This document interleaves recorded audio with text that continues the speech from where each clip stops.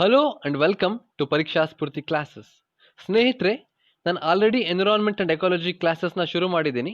So ಈ ಒಂದು ನಿಟ್ಟಿನಲ್ಲಿ ನಾನು ಮಾಡ್ತಿರುವಂಥ ವಿಡಿಯೋಸ್ ನಿಮಗೆ ಇಷ್ಟ ಆಗ್ತಿದ್ರೆ ಈ ಚಾನಲ್ನ ಲೈಕ್ ಮಾಡಿ, ಶೇರ್ ಮಾಡಿ ಮತ್ತು ಸಬ್ಸ್ಕ್ರೈಬ್ ಮಾಡಿ.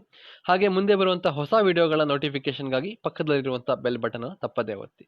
ಸೊ ಈ ಒಂದು ವಿಡಿಯೋನ ಪ್ರೆಸೆಂಟ್ ಮಾಡ್ತಿರೋದು ನಾನು ಗಿರೀಶ್ ಎಸ್.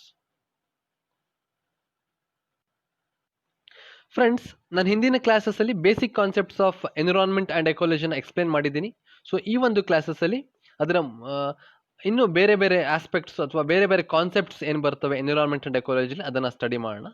ಸೊ ಮೊದಲನೇದಾಗಿ ಇವತ್ತಿನ ಕ್ಲಾಸಲ್ಲಿ ನಾವು ಯೂಟ್ರೋಫಿಕೇಶನ್ ಬಗ್ಗೆ ಸ್ಟಡಿ ಮಾಡೋಣ.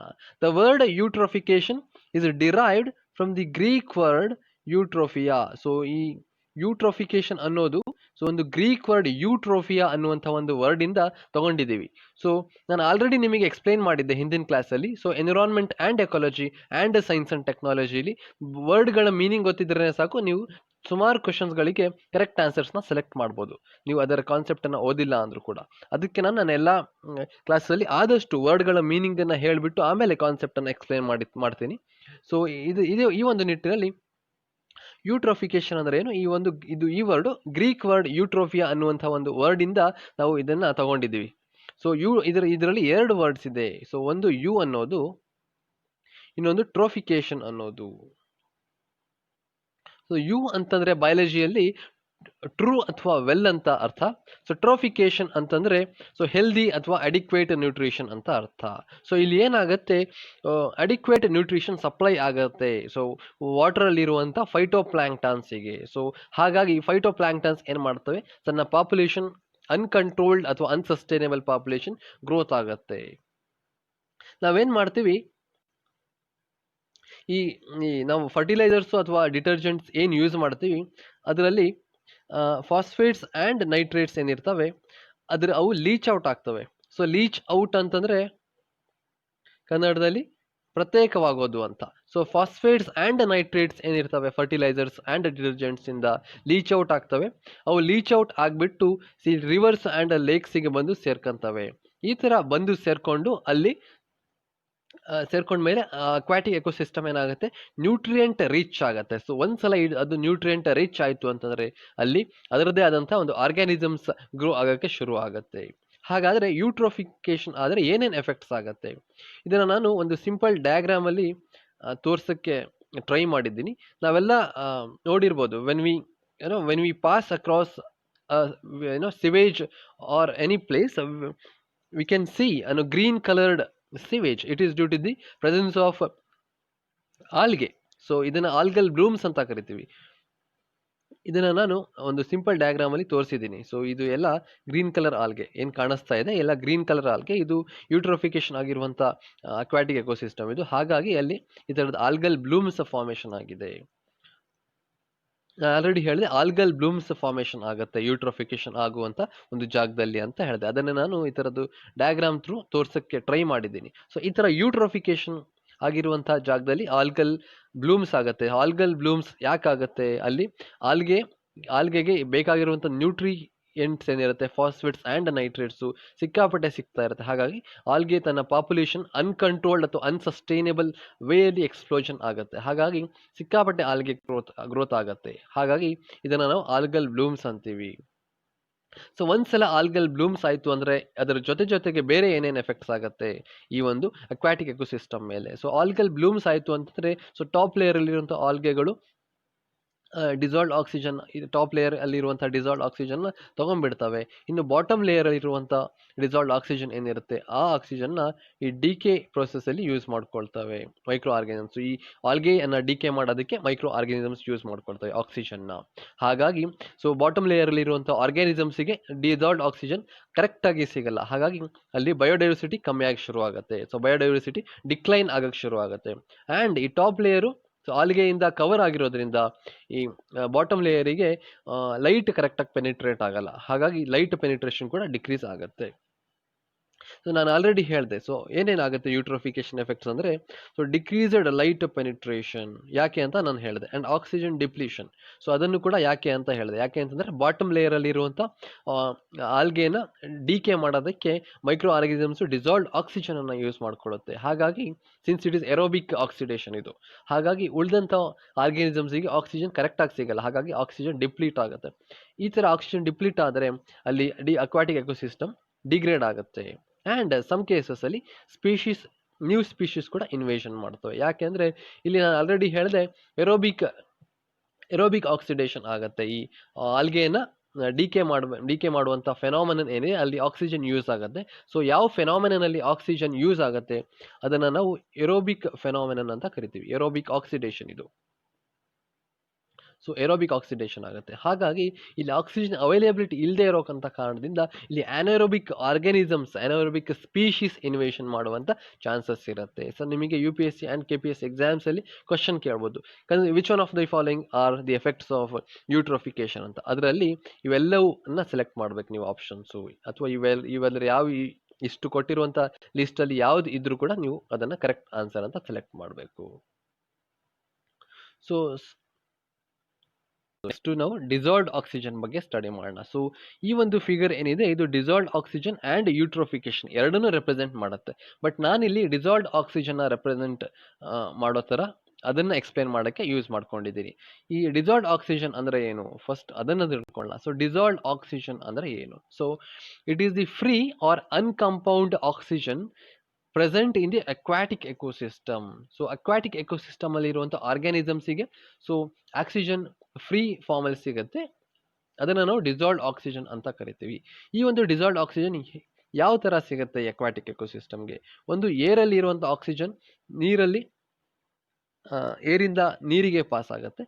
ಇನ್ನೊಂದು ಈ ಆರ್ಗ್ಯಾನಿಸಮ್ಸ್ ಏನಿರ್ತವೆ ಈ ಆಲ್ಗೆ ಅದು ಫೋಟೋಸಿಂಥೆಸಿಸ್ ಆಗುತ್ತೆ. ಸೊ ಫೋಟೋಸಿಂಥೆಸಿಸ್ ಆಗಿ ಅದ್ರ ಒನ್ ಆಫ್ ದಿ ಔಟ್ಪುಟ್ಸ್ ಬಂದ್ಬಿಟ್ಟು oxygen. So oxygen and carbohydrates ಇವೆರಡೂ ಕೂಡ ಫೋಟೋಸಿಂಥೆಸಿಸ್ನ ಎಂಡ್ ಪ್ರಾಡಕ್ಟ್ಸು. ಇದರಲ್ಲಿ ಒನ್ ಆಫ್ ದ ಔಟ್ಪುಟ್ ಬಂದ್ಬಿಟ್ಟು ಆಕ್ಸಿಜನ್ ಆಗಿರೋದ್ರಿಂದ ಈ ಫೋಟೋಸಿಂಥೆಸಿಸಿಂದ ಕೂಡ ಡಿಸಾಲ್ವ್ಡ್ ಆಕ್ಸಿಜನ್ ಸಿಗುತ್ತೆ. ಸೊ ಡಿಸಾಲ್ವ್ಡ್ ಆಕ್ಸಿಜನ್ ಹೇಗೆ ಸಿಗುತ್ತೆ ಅಕ್ವಾಟಿಕ್ ಎಕೋಸಿಸ್ಟಮ್ ಅಲ್ಲಿ ಅನ್ನೋದರ ಮೇಲೆ ಕೂಡ ನಿಮಗೆ ಕ್ವಶನ್ಸ್ ಕೇಳ್ಬೋದು. ಸೊ ಏರಿಂದ ಸಿಗುತ್ತೆ ಆ್ಯಂಡ್ ಫೋಟೋಸಿಂಥೆಸಿಸ್ನ ಸಿಗುತ್ತೆ. ಸೊ ನಾನು ಆಲ್ರೆಡಿ ಇದನ್ನು ಎಕ್ಸ್ಪ್ಲೈನ್ ಮಾಡಿದ್ದೀನಿ. ಸೊ ಫೈಟೋಪ್ಲಾಂಕ್ಟನ್ಸ್ ಏನಿರ್ತವೆ ಟಾಪ್ ಲೇಯರಲ್ಲಿ ಅವು ಆಕ್ಸಿಜನ್ನ ಯೂಸ್ ಮಾಡ್ಕೊಳ್ತವೆ. ಆ್ಯಂಡ್ ಬಾಟಮ್ ಲೇಯರಲ್ಲಿ ಏನಿರ್ತವೆ ಸೊ ಈ ಫೈಟೋಪ್ಲಾಂಕ್ಟನ್ಸ್ ಅಥವಾ ದಟ್ ಈಸ್ ಆಲ್ಗೆ ಅದು ಡಿಕೆ ಆಗಿ ಶುರುವಾಗುತ್ತೆ. ಆ ಡಿಕೇಯಿಂಗ್ ಪ್ರೋಸೆಸ್ಸಲ್ಲಿ ಈ ಆಕ್ಸಿಜನ್ನ ಯೂಸ್ ಮಾಡ್ಕೊಳ್ತವೆ. ಹಾಗಾಗಿ ಈ ಬಾಟಮ್ ಲೇಯರಲ್ಲಿರೋಂಥ ಆರ್ಗ್ಯಾನಿಸಮ್ಸಿಗೆ ಸೊ ಆಕ್ಸಿಜನ್ನು ಡಿಸಾಲ್ವ್ಡ್ ಆಕ್ಸಿಜನ್ ಪ್ರಾಪರಾಗಿ ಸಿಗಲ್ಲ. ಹಾಗಾಗಿ ಅವು ಆಕ್ಸಿಜನ್ ಡಿಫಿಷಿಯನ್ಸಿಯಿಂದ ಸಫರ್ ಮಾಡ್ತವೆ. ಹಾಗಾಗಿ ಅಲ್ಲಿ ಅಕ್ವಾಟಿಕ್ ಎಕೋಸಿಸ್ಟಮ್ ಅಲ್ಲಿರುವಂಥ ಡೈವರ್ಸಿಟಿ ಏನಿರುತ್ತೆ ಬಯೋಡೈವರ್ಸಿಟಿ ಅದು ಡಿಕ್ರೀಸ್ ಆಗಕ್ಕೆ ಶುರುವಾಗತ್ತೆ. ಸೊ ಕ್ವಶನ್ಸ್ ಅನ್ನ ಕೇಳ್ತಾರೆ. ಸೊ ಈ ಡಿಸಾಲ್ವ್ಡ್ ಆಕ್ಸಿಜನ್ ಓದ್ಬೇಕಾದ್ರೆ ಇದರ ಎಷ್ಟು ಲೆವೆಲ್ ಎಷ್ಟಿರಬೇಕು, ಪರ್ಮಿಸಿಬಲ್ ಲೆವೆಲ್ ಎಷ್ಟಿರಬೇಕು ಅನ್ನೋದು ನಮಗೆ ಗೊತ್ತಿರಬೇಕು. So 8 milligram per litre 8 milligram per liter of ವಾಟರ್ಗಿಂತನೂ ಕಮ್ಮಿ ಇರಬೇಕು. So 8 milligram per liter of water ಇಂತನೂ ಕಮ್ಮಿ ಇದ್ರೆ ಅದನ್ನು ನಾವು ಕಂಟ್ಯಾಮಿನೇಟ್ ಆಗಿದೆ ವಾಟರ್ ಅಂತ ಕರಿತೀವಿ. ಸೊ ವಾಟರ್ ಕಂಟ್ಯಾಮಿನೇಟ್ ಆಗಿದೆ ಅಂತ ಕರಿತೀವಿ. So it should be, so if the dissolved oxygen concentration falls below 8 milligram per liter, then the water is said to be contaminated. So if it falls below 4 milligram per liter, then the water is said to be highly polluted. So ಇವೆರಡು ಡಾಟಾಸ್ ಏನಿದೆ ತುಂಬಾನೇ important ಡಾಟಾಸ್. 8 milligram per liter ಗಿಂತ ಕಮ್ಮಿ ಆದರೆ so ವಾಟರ್ನ contaminate ಆಗಿದೆ ಅಂತ ಹೇಳ್ತೀವಿ. And 4 milligram per liter ಗಿಂತ ಕಮ್ಮಿ ಆದರೆ ವಾಟರು ಹೈಲಿ ಪೊಲ್ಯೂಟೆಡ್ ಅಂತ ಹೇಳ್ತೀವಿ. ಸೊ ಇವೆರಡು ಡಾಟಾಸ್ ಬಗ್ಗೆ ನಮಗೆ ಕ್ವಶನ್ಸ್ ಅನ್ನ ಕೇಳ್ತಾರೆ, ನಮಗೆ ಗೊತ್ತಿರಬೇಕು. ನೆಕ್ಸ್ಟ್ ಆಕ್ಸಿಜನ್ ಡಿಮ್ಯಾಂಡನ್ನ ಎರಡು ಥರ ನಾವು ಕ್ಲಾಸಿಫೈ ಮಾಡ್ತೀವಿ. ಒಂದು biochemical oxygen demand that is BOD, ಇನ್ನೊಂದು chemical oxygen demand that is COD. So most of you might think BOD as biological oxygen demand, but it is not biological oxygen demand, it is biochemical oxygen demand. So biochemical oxygen demand ಅಂದರೆ ಏನು ನಾನು already ಹೇಳಿದೆ. So bottom ಲೇಯರಲ್ಲಿ ಇರುವಂಥ ಆರ್ಗಾನಿಸಮ್ಸ್ಗೆ oxygen ಕರೆಕ್ಟಾಗಿ ಸಿಗಲ್ಲ. ಯಾಕೆ ಅಂತಂದರೆ ಅಲ್ಲಿ ಬಾಟಮ್ ಲೇಯರಲ್ಲಿ ಆಲ್ಗೆ ಡಿಕೆ ಆಗುತ್ತೆ. ಆ ಡಿಕೇಯಿಂಗ್ ಪ್ರೊಸೆಸ್ ಅಲ್ಲಿ ಮೈಕ್ರೋ ಆರ್ಗಾನಿಸಮ್ಸ್ ಏನ್ ಮಾಡ್ತವೆ, ಸೊ ಆಕ್ಸಿಜನ್ ಡಿಸಾಲ್ವ್ಡ್ ಆಕ್ಸಿಜನ್ ಅನ್ನ ಯೂಸ್ ಮಾಡ್ಕೊಳ್ಳುತ್ತೆ ಅಂತ ಹೇಳಿದೆ. ಸೊ BOD ಅಂದ್ರೆ ಇದೆ, it is the amount of oxygen required by the micro organisms to oxidise or decay organic matter, ಅದನ್ನು ನಾವು BOD ಅಂತೀವಿ. ಸೊ ಈ BOD ಲೆವೆಲ್ ಮೇಲೆ ವಾಟರ್ ಕ್ವಾಲಿಟಿ ಎಷ್ಟಿರುತ್ತೆ ಅನ್ನೋದ್ರ ಮೇಲೆ ಕ್ವಶನ್ಸ್ ಕೇಳ್ಬೋದು. ಸೊ BOD ಏನಾದರೂ 1 to 2 mg/L ಇತ್ತು ಅಂದ್ರೆ ವಾಟರ್ ಕ್ವಾಲಿಟಿ ವೆರಿ ಗುಡ್ ಇದೆ ಅಂತ ಅರ್ಥ, ತುಂಬಾ ಚೆನ್ನಾಗಿದೆ ವಾಟರ್ ಕ್ವಾಲಿಟಿ ಅಂತ ಅರ್ಥ. BOD ಏನಾದರೂ 3 to 5 mg/L ಇದೆ ಅಂತಂದ್ರೆ ವಾಟರ್ ಕ್ವಾಲಿಟಿ ಫೇರ್ಲಿ ಮಾಡ್ರೇಟ್ ಇದೆ ಅಂತ ಅರ್ಥ. ಸೊ BOD ಏನಾದರೂ 6 to 9 mg/L ಇದೆ ಅಂದ್ರೆ ಸೊ ವಾಟರ್ ಕ್ವಾಲಿಟಿ ಪೋರ್ ಇದೆ ಅಂತ ಅರ್ಥ. ಸೊ BOD ಇದು ಆಕ್ಚುಲಿ 100 ಅಲ್ಲ, ಇದು 10. BOD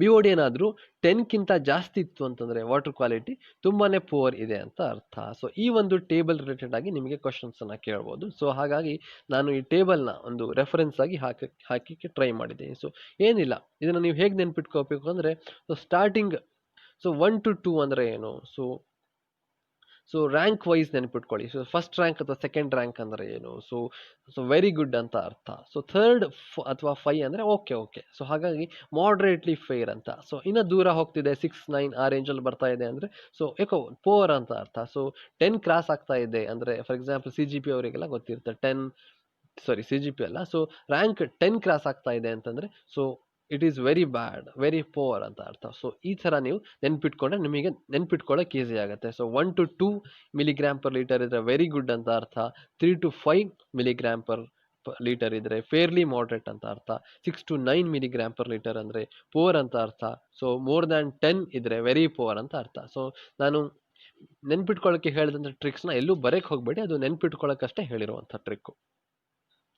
ಸೊ ನೆಕ್ಸ್ಟ್ ಬಂದ್ಬಿಟ್ಟು ಕೆಮಿಕಲ್ ಆಕ್ಸಿಜನ್ ಡಿಮ್ಯಾಂಡ್. ನಾನು ಆಲ್ರೆಡಿ ಹೇಳಿದೆ, ಸೊ BOD ಆ್ಯಂಡ್ COD ಇವೆರಡು 2 ಟೈಪ್ಸ್ ಆಫ್ ಆಕ್ಸಿಜನ್ ಡಿಮ್ಯಾಂಡ್ಸ್ ಅಂತ, ಸೊ ಇನ್ ಅಕ್ವಾಟಿಕ್ ಎಕೋಸಿಸ್ಟಮ್. ಹಾಗಾದರೆ COD ಅಂದರೆ ಏನು, ಸೊ ಕೆಮಿಕಲ್ ಆಕ್ಸಿಜನ್ ಡಿಮ್ಯಾಂಡ್ ಅಂದರೆ ಏನು?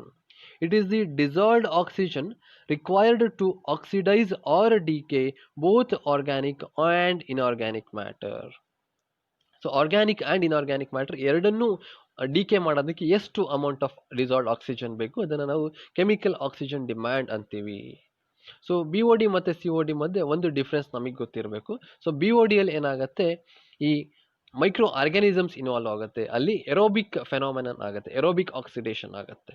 ಸೊ BODಲಿ. ಬಟ್ CODಲಿ ಏನಾಗುತ್ತೆ, CODಲಿ ಯಾವುದೇ ಆರ್ಗ್ಯಾನಿಸಮ್ಸ್ ಇನ್ವಾಲ್ವ್ ಆಗಲ್ಲ, ಇಲ್ಲಿ ಕೆಮಿಕಲ್ ರಿಯೇಜೆಂಟ್ಸ್ ಇನ್ವಾಲ್ವ್ ಆಗ್ತವೆ, ಇದು ನಮಗೆ ಗೊತ್ತಿರಬೇಕು. ಸೊ BODಯಲ್ಲಿ ಸೊ ಎರೋಬಿಕ್ ಆಕ್ಸಿಡೇಷನ್ ಆಗುತ್ತೆ, ಬಟ್ CODಲಿ ಸೊ ಕೆಮಿಕಲ್ ರಿಯೇಜೆಂಟ್ಸ್ ಆಕ್ಟ್ ಮಾಡ್ತವೆ ಈ ಒಂದು ಆರ್ಗ್ಯಾನಿಕ್ ಆ್ಯಂಡ್ ಇನ್ಆರ್ಗ್ಯಾನಿಕ್ ಕಾನ್ಸ್ಟಿಟ್ಯೂಯೆಂಟ್ ಮೇಲೆ. ನೆಕ್ಸ್ಟ್ ಬಂದ್ಬಿಟ್ಟು ಕೋರಲ್ ರೀಫ್ಸ್ ಬಗ್ಗೆ ಸ್ಟಡಿ ಮಾಡೋಣ. ಸೊ ನಾನು ಕೋರಲ್ ರೀಫ್ಸ್ನ ಈ ಥರದ್ದು ಕೋರಲ್ ರೀಫ್ದು ಒಂದು ಡಯಾಗ್ರಾಮ್ ಹಾಕಿ ತೋರಿಸಿದ್ದೀನಿ, ಯಾಕೆ ಅಂತಂದರೆ ಚೆನ್ನಾಗಿ ನೆನಪಿರಲಿ ಅಂತ. ಸೊ ನೀವೆಲ್ಲ ಯೂಶ್ವಲಿ ಓಷನ್ ಅಥವಾ ಸೀಗಳಿಗೆ ಹೋದರೆ ನೀವು ನೋಡಿರ್ತೀರ, ಈ ಥರ ಸ್ವಲ್ಪ ಕೇರ್ಫುಲ್ ಆಗಿ ಅಬ್ಸರ್ವ್ ಮಾಡಿದ್ರೆ ಸೊ ಏನೋ ಒಂದು ಕಲರ್ಫುಲ್ ಬಾಡೀಸ್ ಕಾಣಿಸುತ್ತೆ ನಮಗೆ ಮೇಲಿಂದ. ಸೊ ಆ ಕಲರ್ಫುಲ್ ಬಾಡೀಸೇ ಕೋರಲ್ ರೀಫ್ಸು. ಕೋರಲ್ ರೀಫ್ಸಲ್ಲಿ ಏನಾಗುತ್ತೆ, ಈ ಕೋರಲ್ ಪಾಲಿಪ್ಸು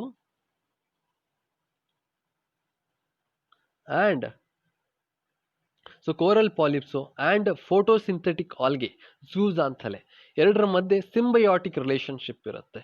ಸೊ ಏನಾಗುತ್ತೆ ಕೋರಲ್ ರೀಫ್ಸಲ್ಲಿ, so coral polyps and photosynthetic algae, so zooxanthellae ಇವೆರಡರ ಮಧ್ಯೆ ಸಿಂಬಿಯಾಟಿಕ್ ರಿಲೇಶನ್ಶಿಪ್ ಇರುತ್ತೆ. ಸಿಂಬಿಯಾಟಿಕ್ ಅಂದರೆ ಕನ್ನಡದಲ್ಲಿ ಸಹಜೀವನ ಅಂತ. ಸೊ ಇವೆರಡರ ಮಧ್ಯೆ ಏನೋ ಒಂದು ಇಂಟರಾಕ್ಷನ್ಸ್ ಆಗ್ತಿರುತ್ತೆ, ಎರಡು ಒಂದರ ಮೇಲೆ ಒಂದು ಡಿಪೆಂಡೆಂಟ್ ಆಗಿರ್ತವೆ. ಈ ಥರದ್ದೊಂದು ರಿಲೇಶನ್ಶಿಪ್ಗೆ ನಾವು ಸಿಂಬಿಯಾಟಿಕ್ ರಿಲೇಶನ್ಶಿಪ್ ಅಂತ ಅಂತೀವಿ. ಸೊ ಕೋರಲ್ ಪಾಲಿಪ್ಸ್ ಮತ್ತು ಝೂಸ್ ಅಂತಲೇ ಎರಡರ ಮಧ್ಯೆ ಸಿಂಬಿಯಾಟಿಕ್ ರಿಲೇಶನ್ಶಿಪ್ ನಡೀತಾ ಇರುತ್ತೆ. ಸಿಂಬಿಯಾಟಿಕ್ ರಿಲೇಶನ್ಶಿಪ್ ನಡೆದು ಕೋರಲ್ ರೀಫ್ಸ್ ಫಾರ್ಮೇಷನ್ ಆಗುತ್ತೆ. ಹಾಗಾಗಿ ಕೋರಲ್ ರೀಫ್ಸ್ ನಾವು most biologically diverse ecosystems of the planet ಅಂತ ಕರಿತೀವಿ. So coral reefs are called as most biologically diverse ecosystems of the planet. ಹಾಗಾದರೆ ಸಿಂಬಿಯಾಟಿಕ್ ರಿಲೇಶನ್ಶಿಪ್ ಆಗುತ್ತೆ ಅಂತ ಹೇಳಿದೆ ನಾನು. ಹಾಗಾದರೆ ಸೊ ಒಂದರ ಮೇಲೆ ಇನ್ನೊಂದು ಹೇಗೆ ಡಿಪೆಂಡೆಂಟ್ ಆಗಿರುತ್ತೆ? ಈ ಕೋರಲ್ಸ್ ಏನು ಮಾಡುತ್ತೆ, ಶೆಲ್ಟರ್ ಆ್ಯಂಡ್ ಈ ಫೋಟೋಸಿಂಥೆಸಿಸ್ಗೆ ಏನು ಕಾಂಪೌಂಡ್ಸ್ ಬೇಕು ಆ ಕಾಂಪೌಂಡ್ಸ್ನ ಪ್ರೊವೈಡ್ ಮಾಡುತ್ತೆ. ಸೊ ನಿಮಗೆ ಆಲ್ರೆಡಿ ನಾನು ಹೇಳಿದ್ದೀನಿ ನಾನು ಹಿಂದ್ಗಡೆ ಕ್ಲಾಸಲ್ಲಿ, ಫೋಟೋಸಿಂಥೆಸಿಸ್ಗೆ 3 ಇಂಗ್ರೀಡಿಯೆಂಟ್ಸ್ ಇಂಪಾರ್ಟೆಂಟು. ಸೊ ಒಂದು ವಾಟರು, ಇನ್ನೊಂದು ಸನ್ಲೈಟ್ ಆ್ಯಂಡ್ ಇನ್ನೊಂದು ಕಾರ್ಬನ್ ಡೈಆಕ್ಸೈಡ್. ಸೊ ಈ ಕೋರಲ್ ಏನು ಮಾಡುತ್ತೆ, ಕಾಂಪೌಂಡ್ಸ್ ಏನು ಬೇಕು ಫೋಟೋಸಿಂಥಸಿಸ್ಗೆ ಅದನ್ನು ಸಪ್ಲೈ ಮಾಡುತ್ತೆ, ಮತ್ತು ಈ ಜೂಜಾಂಥಲೆಗೆ ಶೆಲ್ಟರನ್ನು ಪ್ರೊವೈಡ್ ಮಾಡುತ್ತೆ. ಹಾಗಾದರೆ ಆಲ್ಗೆ ಏನು ಕೊಡುತ್ತೆ? ಸೊ ಆಲ್ಗೆ ಏನು ಕೊಡುತ್ತೆ ಅನ್ನೋದನ್ನು ನಾನು ಇಂಡೈರೆಕ್ಟಾಗಿ ಈ ಒಂದು ಇದರ ಕಲರಲ್ಲೇ ತೋರಿಸ್ಬಿಟ್ಟಿದ್ದೀನಿ. ಆಲ್ಗೆ ಏನು ಕೊಡುತ್ತೆ? So products of photosynthesis, that is carbohydrates and glycerol ಅದನ್ನು ಕೊಡುತ್ತೆ, ಆ್ಯಂಡ್ ಆಕ್ಸಿಜನ್ನ ಕೊಡುತ್ತೆ. ಸೊ ಈ ಒಂದು ಆಕ್ಸಿಜನ್ನ ಕೊರಲ್ ಪಾಲಿಪ್ಸ್ ಏನಕ್ಕೆ ಯೂಸ್ ಮಾಡ್ಕೊಳ್ತವೆ? ವೇಸ್ಟನ್ನು ರಿಮೂವ್ ಮಾಡೋಕ್ಕೆ ಯೂಸ್ ಮಾಡ್ಕೊಳ್ತವೆ. ಸೊ ಹೀಗೆ ಇದರ ಮೇಲೆ ಒಂದರ ಮೇಲೆ ಒಂದೊಂದು ಹೇಗೆ ಡಿಪೆಂಡೆಂಟ್ ಆಗಿರುತ್ತೆ ಅನ್ನೋದ್ರ ಮೇಲೆ ನಿಮಗೆ ಕ್ವಶನ್ಸನ್ನು ಕೇಳ್ಬೋದು. So ideal conditions of coral ಗ್ರೋತನ್ನು ಸ್ಟಡಿ ಮಾಡೋಣ ಈಗ. ಸೊ ಕೊರಲ್, ಸೊ ನಮಗೆ ಒಂದು ವರ್ಲ್ಡಲ್ಲಿ ಅದರ ಡಿಸ್ಟ್ರಿಬ್ಯೂಷನ್ ನೋಡಿದ್ರೆ ರಫ್ಲಿ ಅರೌಂಡ್ ಟ್ರಾಪಿಕಲ್ ರೀಜನಲ್ಲಿ ಕಾಣಿಸುತ್ತೆ. ಯಾಕೆ ಟ್ರಾಪಿಕಲ್ ರೀಜನಲ್ಲೇ ಕಾಣಿಸ್ಬೇಕು? ಸೊ ಕೊರಲ್ಸ್ ಗ್ರೋ ಆಗಬೇಕು ಅಂದರೆ ಟೆಂಪ್ರೇಚರ್ ಮಿನಿಮಮ್ 20 ಡಿಗ್ರಿ ಸೆಲ್ಸಿಯಸ್ ಇರಲೇಬೇಕು. So that is greater than 20 degree Celsius ಇರಬೇಕು. ಹಾಗಾದರೆ ಎಷ್ಟು ಇರಬೇಕು?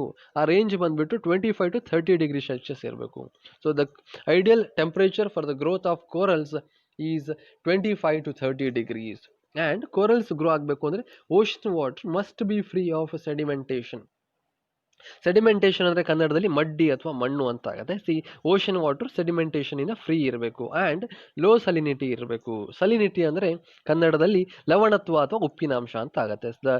The ocean water must have low saline content.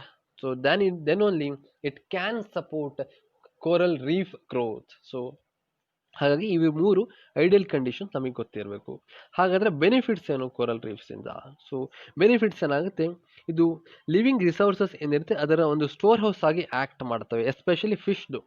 So ಫಿಶ್ನ ನಾವೇನು ಕ್ಯಾಚ್ ಮಾಡ್ತೀವಿ ವರ್ಲ್ಡಲ್ಲಿ, ಅದರ ಒಂದು ಹತ್ತತ್ರ ನಿಯರ್ಲಿ 15% ಏನು ಕ್ಯಾಚ್ ಮಾಡ್ತೀವಿ, ಅಷ್ಟು ಫಿಶ್ನ ನಾವು ಈ ಕೋರಲ್ಸ್ ಇರುವಂಥ ಒಂದು ಜಾಗದಿಂದನೇ ನಾವು ಕ್ಯಾಚ್ ಮಾಡ್ತೀವಿ. ಸೊ ಈ ಒಂದು ನಂಬರ್ ತುಂಬಾ important. So nearly 15% of the fish caught in the global is at the coral reefs area.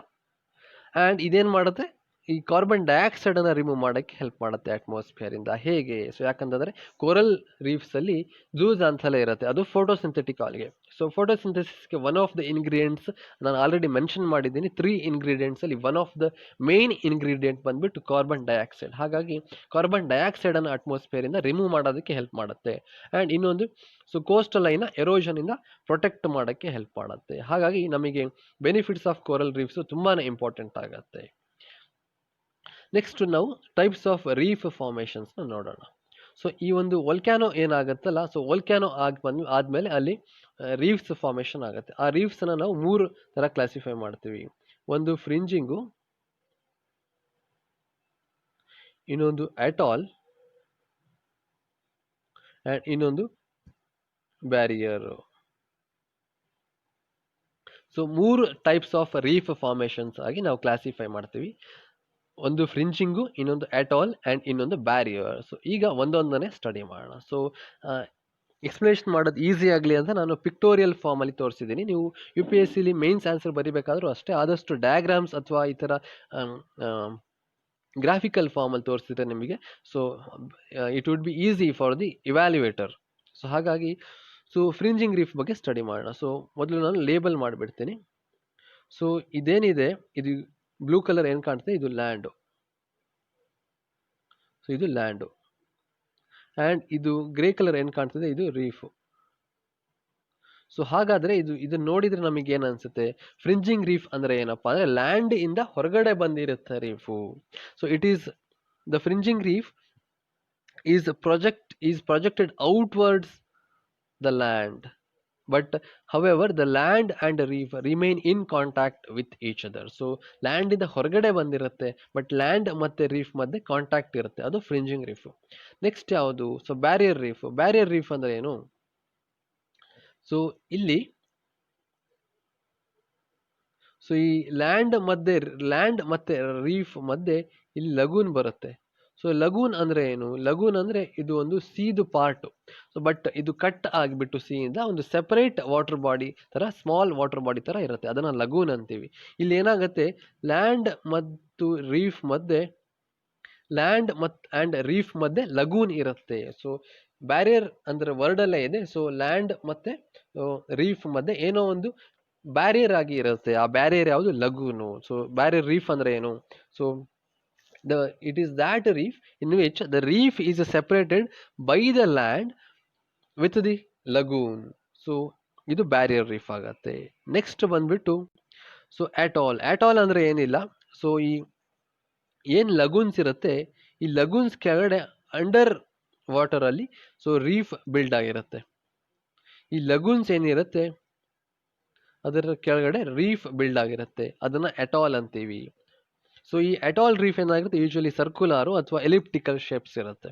So ಹಾಗಾಗಿ these are 3 different kinds of reef formations that we all must know. ಈಗ ನಾವು coral reef distribution ನೋಡೋಣ in India and world ಅಲ್ಲಿ. So first ಇಂಡಿಯಾದಲ್ಲಿ ನೋಡೋಣ. So ಇಂಡಿಯಾದಲ್ಲಿ coral reefs 6 places ಅಲ್ಲಿ distribute ಆಗಿದೆ. ಇದು ವೆರಿ ಇಂಪಾರ್ಟೆಂಟ್. ಸೊ ಒಂದೇದು ಗಲ್ಫ್ ಆಫ್ ಕಚ್, ಇನ್ನೊಂದು west coast of India specially Malvan region, ಇನ್ನೊಂದು ಲಕ್ಷದ್ವೀಪ್ ಐಲ್ಯಾಂಡ್ಸ್, ಇನ್ನೊಂದು ಗಲ್ಫ್ ಆಫ್ ಮನ್ನಾರ್, ಅಂಡ್ ಇಲ್ಲಿ ಪಾಕ್ ಬೇ ಬರುತ್ತೆ, ಅಂಡ್ ಇಲ್ಲಿ ಅಂಡಮಾನ್ ಅಂಡ್ ನಿಕೋಬಾರ್ ಐಲ್ಯಾಂಡ್ಸ್ ಬರುತ್ತೆ. ಸೊ ಈ 6 ಪ್ಲೇಸಸ್ ಅಲ್ಲಿ ಕೋರಲ್ ರೀಫ್ಸ್ ಡಿಸ್ಟ್ರಿಬ್ಯೂಷನ್ ನಾವು ಇಂಡಿಯಾದಲ್ಲಿ ನೋಡಬಹುದು. ಹಾಗಾಗಿ ಸೊ ಮ್ಯಾಪ್ ಬೇಸ್ಡ್ ಕ್ವಶನ್ಸ್ ಅಲ್ಲಿ ನಮಗೆ ಈ ತರದ ಕ್ವಶನ್ಸ್ ನ ಕೇಳಬಹುದು. ಸೊ 6 ಪ್ಲೇಸಸ್ ಅಲ್ಲಿ ಕೋರಲ್ ರೀಫ್ಸ್ ಕಾಣಿಸುತ್ತೆ. ಯಾವ್ಯಾವುದು? ಗಲ್ಫ್ ಆಫ್ ಕಚ್, ಇನ್ನೊಂದು west coast of India specially Malvan region, ಇನ್ನೊಂದು Lakshadweep Islands, Gulf of Mannar, so Palk Bay and Andaman and Nicobar Islands. So world ಅಲ್ಲಿ ನೋಡೋಣ. ಸೊ ವರ್ಲ್ಡ್ ಅಲ್ಲಿ ನಾನು ಆಲ್ರೆಡಿ ಹೇಳಿದ್ದೀನಿ 30 degree north to 25 degree south latitudes ಅಲ್ಲಿ ಈ ಕೊರಲ್ ರೀಫ್ಸ್ ಕಾನ್ಸಂಟ್ರೇಟ್ ಆಗಿರುತ್ತೆ. ಯಾಕೆ ಅಂತಂದ್ರೆ ಅದಕ್ಕೆ ಬೇಕಾಗುವಂತಹ ಒಂದು ಟೆಂಪರೇಚರ್ ರೇಂಜ್ ಟ್ರಾಪಿಕಲ್ ರೀಜನ್ ಅಲ್ಲಿ ಸಿಗುತ್ತೆ. ಹಾಗಾಗಿ ವರ್ಲ್ಡ್ ಅಲ್ಲಿ ಈ ಒಂದು ರೀಜನ್ ಅಲ್ಲಿ ಹೆಚ್ಚಾಗಿ ನಾವು ಕೊರಲ್ ರೀಫ್ಸ್ ನ ನೋಡಬಹುದು. ಸೊ ಹಾಗಾಗಿ ಇಂಡಿಯಾ ಮತ್ತೆ ವರ್ಲ್ಡ್ ಅಲ್ಲಿ ಕೊರಲ್ ರೀಫ್ಸ್ ಲೊಕೇಶನ್ ನಮಗೆ ಗೊತ್ತಿರಬೇಕು.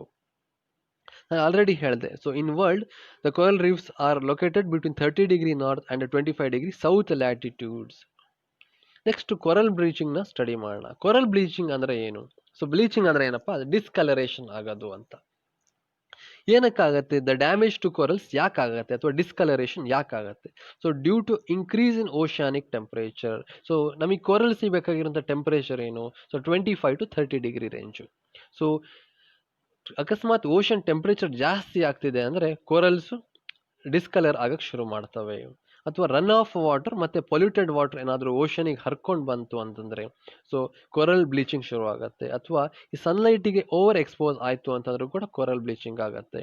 ಅಥವಾ ಎಕ್ಸ್ಟ್ರೀಮ್ ಲೋ ಟೈಡ್ಸ್ ಆದ್ರೆ ಸೊ ಈ ಕೊರಲ್ ರೀಫ್ಸ್ ಈಸಿಲಿ ಎಕ್ಸ್ಪೋಸ್ ಆಗುತ್ತೆ ಏರ್ ಅಂಡ್ ಟೆಂಪರೇಚರ್ಗೆ. ಹಾಗಾಗಿ ಎಕ್ಸ್ಟ್ರೀಮ್ ಲೋ ಟೈಡ್ಸ್ ಆದ್ರೂ ಕೂಡ ಕೊರಲ್ ಬ್ಲೀಚಿಂಗ್ ಆಗುತ್ತೆ. ಸೊ ಹಾಗಾಗಿ ಕೊರಲ್ ಬ್ಲೀಚಿಂಗ್ ಕೂಡ ನಮಗೆ ತುಂಬಾನೇ ಇಂಪಾರ್ಟೆಂಟ್ ಫೆನಾಮಿನನ್, ಅದರ ಬಗ್ಗೆ ಕೂಡ ನಮಗೆ ಗೊತ್ತಿರಬೇಕು.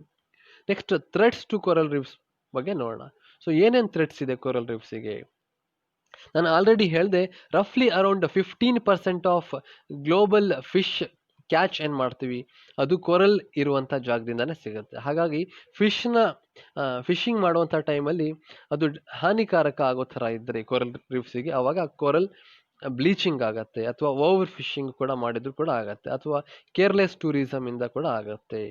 ಅಂಡ್ ಪೊಲ್ಯೂಷನ್, ಸೊ ಪೊಲ್ಯೂಟೆಂಟ್ಸ್ ಏನಾದರೂ ಪೊಲ್ಯೂಟೆಂಟ್ಸ್ನ ನಾವು ಸಿ ಅಥವಾ ಓಷನಿಗೆ ಬಿಟ್ರೆ ಅಲ್ಲೂ ಕೂಡ ಕೊರಲ್ ಇದ್ರೆ ಅಕಸ್ಮಾತ್ ಕೊರಲ್ ಬ್ಲೀಚಿಂಗ್ ಆಗುತ್ತೆ. ಅಥವಾ ಸೆಡಿಮೆಂಟೇಷನ್ ಈ ಬಾಟಮ್ ಲೇಯರ್ ಅಲ್ಲಿ ಬಂದು ಸೆಡಿಮೆಂಟ್ಸ್ ಕುತ್ಕೊಂಡ್ಬಿಟ್ರೆ ಕೊರಲ್ ರೀಫ್ಸಿಗೆ ಸೊ ಅಲ್ಲಿ ಬೆಳೆಯಕ್ ಆಗಲ್ಲ. ಅಥವಾ ಕೊರಲ್ ಮೈನಿಂಗ್, ಸೊ ಕೊರಲ್ಸ್ನ ನಾವು ಈ ಡೆಕೋರೇಟಿವ್ ಪರ್ಪಸ್ಸಿಗೆ ಯೂಸ್ ಮಾಡ್ತೀವಿ. ಸೊ ಕೊರಲ್ಸ್ನ ನಾವು ಡೆಕೋರೇಟಿವ್ ಪರ್ಪಸ್ಸಿಗೆ ಯೂಸ್ ಮಾಡ್ತೀವಿ. ಆ ಒಂದು ಕಾರಣಕ್ಕೆ ನಾವು ಕೊರಲ್ ಮೈನಿಂಗ್ ಮಾಡಿದ್ರೆ ಅದು ಕೊರಲ್ ರೀಫ್ಸಿಗೆ ಡಿಸ್ಟ್ರಕ್ಷನ್, ಅದಕ್ಕೆ ಕೊರಲ್ ರೀಫ್ಸಿಗೆ ಕೊರಲ್ ಬ್ಲೀಚಿಂಗ್ ಆಗುತ್ತೆ. ಸೊ ಅಥವಾ ಕ್ಲೈಮೇಟ್ ಚೇಂಜ್ ಆದ್ರೆ ಏನಾಗುತ್ತೆ? ಆಟೋಮ್ಯಾಟಿಕಲಿ ಗ್ಲೋಬಲ್ ವಾರ್ಮಿಂಗ್ ಆಗುತ್ತೆ, ಟೆಂಪರೇಚರ್ ಇನ್ಕ್ರೀಸ್ ಆಗುತ್ತೆ. ಸೊ ಟೆಂಪರೇಚರ್ ಇನ್ಕ್ರೀಸ್ ಆದ್ರೆ ಸೊ ಈ ಕೊರಲ್ಸ್ ಏನಾಗುತ್ತೆ? ಡಿಸ್ಕಲರ್ ಆಗಕ್ಕೆ ಶುರು ಮಾಡ್ತವೆ. ಹಾಗಾಗಿ ಈ ಎಲ್ಲ ಫ್ಯಾಕ್ಟರ್ಸ್ ಏನಿದೆ ತುಂಬಾನೇ ಇಂಪಾರ್ಟೆಂಟ್. ನಮಗೆ UPSCಲಿ ಈ ತರದ ಕ್ವಶನ್ಸ್ ತುಂಬಾನೇ ಕೇಳ್ತಾರೆ. ಥ್ರೆಟ್ಸ್ ಏನು ಕೊರಲ್ ರೀಫ್ಸ್ ಇಂದ ಯಾಕಾಗತ್ತೆ? ಕೊರಲ್ ರೀಫ್ಸಿಗೆ ಥ್ರೆಟ್ಸ್ ಏನು? ಅಥವಾ ಕೊರಲ್ ಬ್ಲೀಚಿಂಗ್ ಯಾಕಾಗತ್ತೆ ಅನ್ನೋದೆಲ್ಲ ತುಂಬಾನೇ ಕೇಳ್ತಾರೆ.